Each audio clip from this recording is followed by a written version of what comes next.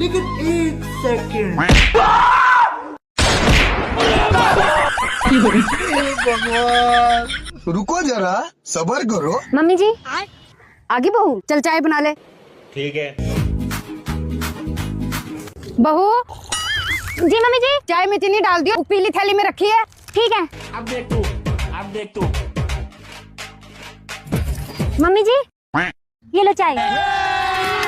आजा भाई चाय पी ले। अभी मजा आएगा ना भिड़ो। क्या बात बहू, चाय में चीनी नहीं डाली?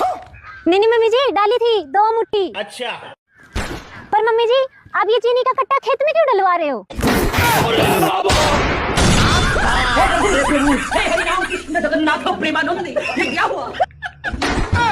ओह, चीनी खेत में डलेगी तभी तो गोभी मीठी निकलेगी।